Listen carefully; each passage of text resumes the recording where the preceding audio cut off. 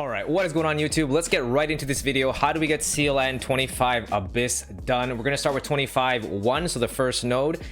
This content is absolutely amazing. I really love it. It's all about tinkering, adjusting, watching the fights, seeing where you're falling short, making those adjustments, going back in the fight, rinse and repeat, right? Here, I see that I've lost. I need more HP. I'm going to toss in this wall deck to get more HP and attack on my queen. And that's pretty much all we're going to do for the home. We have the V4 Iggy and we have that E5 wall deck.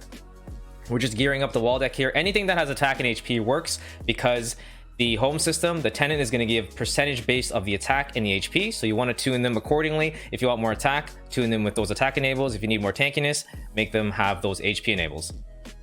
Let's get into the first fight here. The first one of every floor or every SealLand is going to be the toughest because these shields are super obnoxious, right? So you got to find a way to stay alive, keep your Iggy alive, and be able to do enough damage in 15 rounds to close out the enemy. So this SealLand is all about striking that balance between your ability to heal with your Iggy, keeping her alive, and dealing enough damage with your queen and obviously not getting her killed. The Iggy's job, of course, is to feed energy to the queen as well as keep her topped up in HP. So she doesn't have to really run A and B. She can rely on stuff like Punisher, Kiss of Ghost, and Antlers. Antlers is the most common one that people have been using, and that is something that is very important to understand. Making those adjustments is very, very important, and I can't stress this enough, you have to watch the fights just to see how your Iggy is doing, just to see when your queen dies. If she's dying, you can't just blindly smash unless you see something really close and you recognize, okay,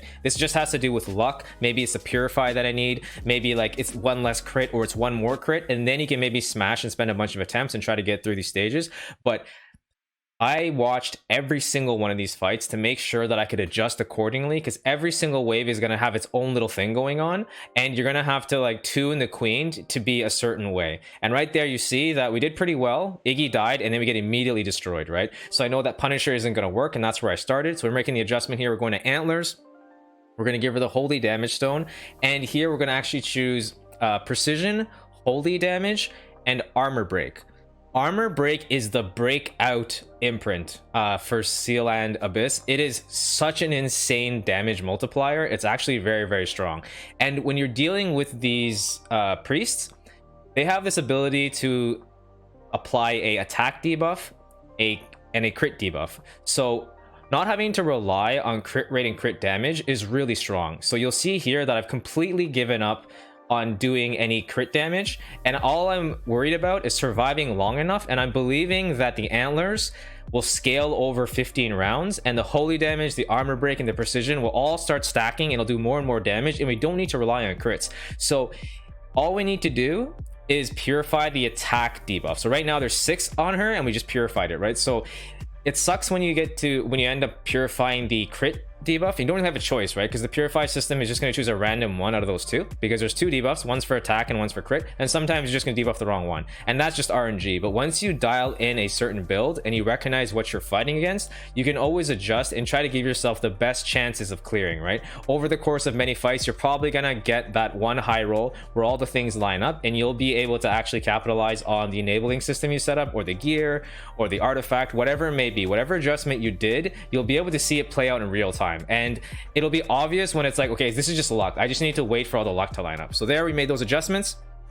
It ended up being really easy on the clear. We did 6 billion damage, and that's because we weren't relying on crit rate. We weren't relying on crit damage. We went full attack imprints, and again, that's with Antlers, Precision, Holy Damage, and Armor Break. And I think Armor Break is one of those underutilized imprints that I really highly suggest people try out, because you'll see your damage skyrocket. Like we were doing like 3 billion, 4 billion, and nearly like doubled there. And I think it's because we don't have to rely on crit too much.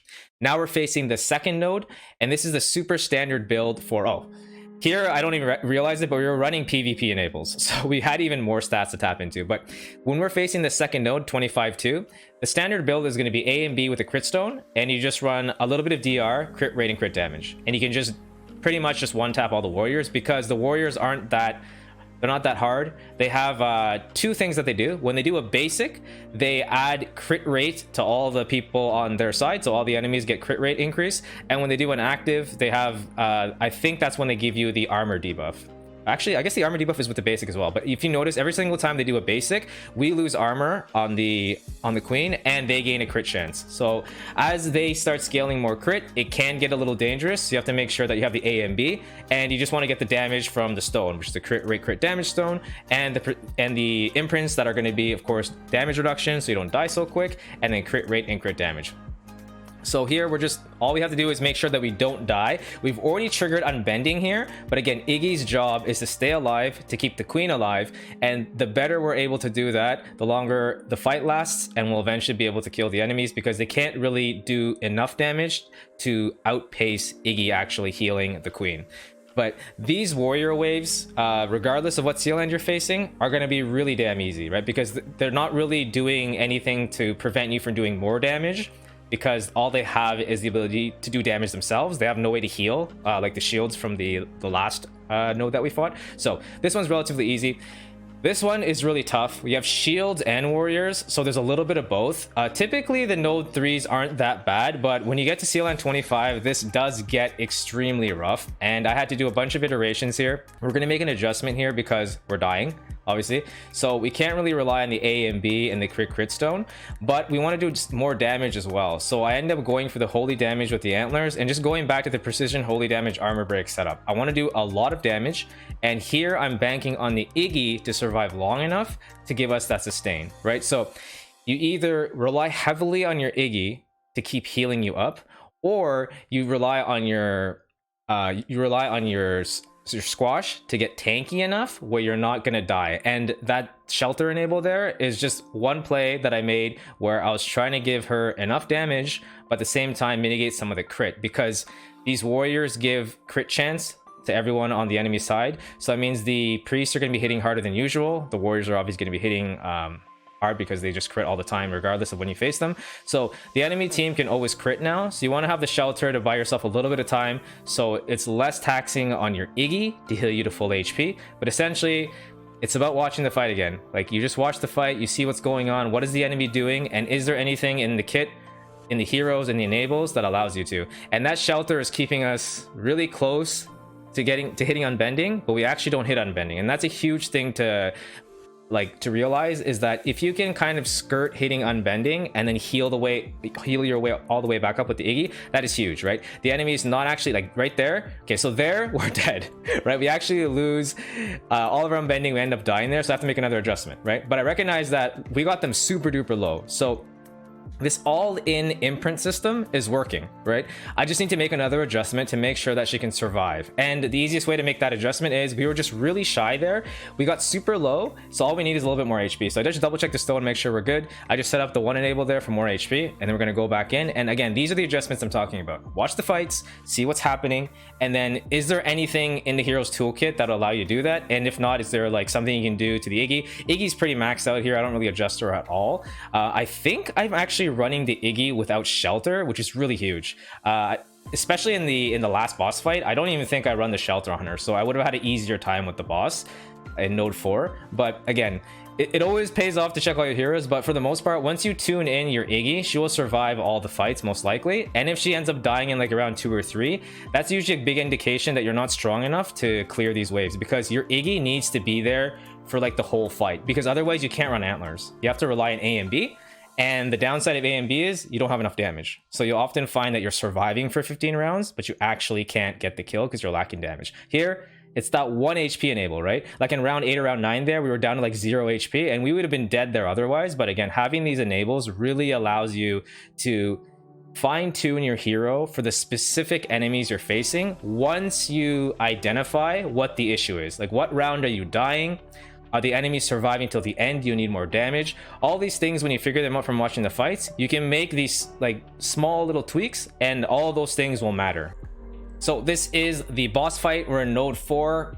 I usually just go in with what I use in the last fight. That's typically what I do, just to see how it stands up against the next wave. And then it's all about identifying the problems again. Like, when are we dying? How are we dying? Are we even dying? What are we lacking? There, we're dead in round 8. So I just need more sustain, some form of tankiness, and the only tankiness I can tap into now is Balance Strike. I've maxed out the HP, we're as tanky as we can be, so we just have to hope that we crit once in a while to refuel our HP, and that'll allow us the chance to be a little bit tankier, right? We give effective HP by just keep healing, and it's twofold, because with Iggy, if our queen can full heal, the Iggy can then heal herself, which in a roundabout way gives queen more HP, because then it keeps the Iggy alive longer, which allows her to heal the queen when she's low. So a lot of great synergy between Iggy and queen, and when you make your queen have this ability to sustain, it just takes a lot of pressure off the Iggy, right? So she can heal herself sometimes. Instead of having to use an active and full healing the queen, she'll be able to just heal herself, which means she won't die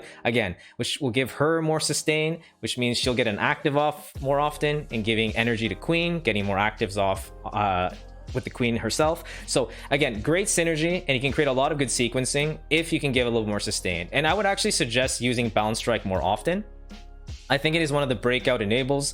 All the enables are great, but the Balance Strike really does come in handy, because if you're not hitting Unbending Will, there's no reason to use Unbending Will, right? There's no reason to. So you should be using Balance Strike to tap into more damage and to give yourself sustain. It's just sometimes you need Unbending Will. Like there, like we're full healing here, right? But that is just like, we're at like no HP there. And if we weren't running the tanky HP enables, we certainly would have been dead there, right? So again, it's just watching these fights and just kind of analyzing them and figuring out like, what can I do to adjust? So if I didn't have tanky enables there and I died and I was watching that, I'd be like, okay, so maybe if I had an HP enable there, I would have been able to survive. So then I leave the fight, adjust, come back in, and kind of rewatch that, right?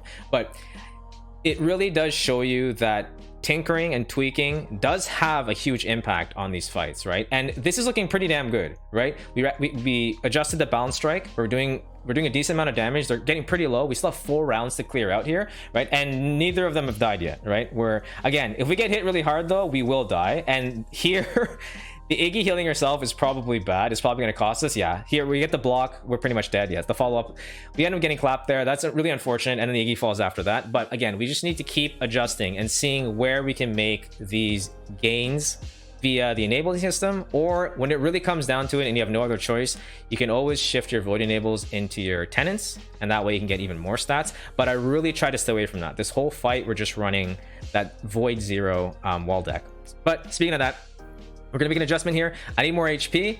So since he was on attack to get us here, I recognize that we're probably not lacking damage anymore. We're actually dying, right? So I toss those enables on. We go into another fight. This is just the end of the fight here, and we're just verifying that did that help at all? Like, did we get tankier? And we have killed one of the enemies here, and the other one's really low. So I actually think that we're gonna get the clear here, right? Like, everyone's low, the shields are up, it's annoying, but the little bit of HP might have mattered, right? It might not have. Maybe we didn't get crit as much, because again, the enemy warriors can crit you, so there's a little bit of variance there. But these little micro adjustments that you make, it just pays off so much to watch the fights and learn from those fights and make other adjustments, right? So here we're leaving SealLand again. We're gonna make another adjustment here, and this one is, for some reason, I think that I need just more damage. So we're gonna go with the tried and true armor break.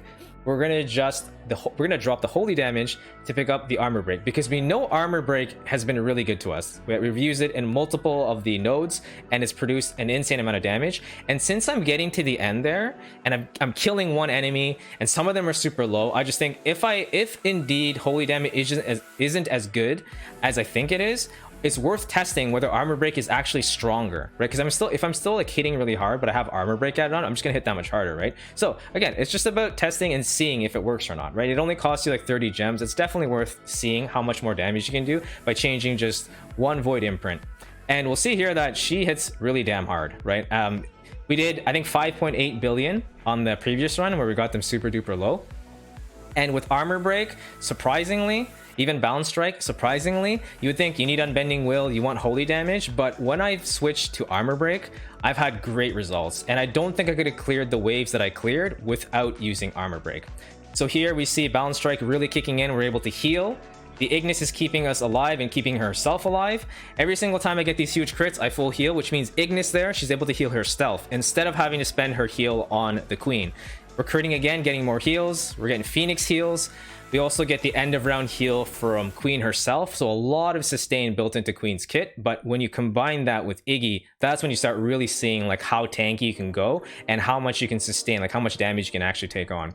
Here, Round 9, we're looking pretty damn good. I don't think unbending has triggered on anybody. And if we just keep critting here and healing, it just gives so much time for Ignis to just keep healing herself and building up towards that energy feed, so Queen can keep doing those actives. And that slot 3 priest is getting really low, so here I'm thinking this is another good run. It's looking really good. The armor break seems to be doing a lot more than the holy damage. Now, killed one enemy, so there's one less shield we have to deal with. We have an active coming up here, super huge, massive active, killing pretty much everybody. And that's it. We get fed one more active from the Iggy dying. Perfect timing on that death. Easy claps, right? So 8.6 billion, right? We gained almost like 3 billion from changing from holy damage to armor break. Now there is a lot of variance, right? But hey, armor break seems to be working.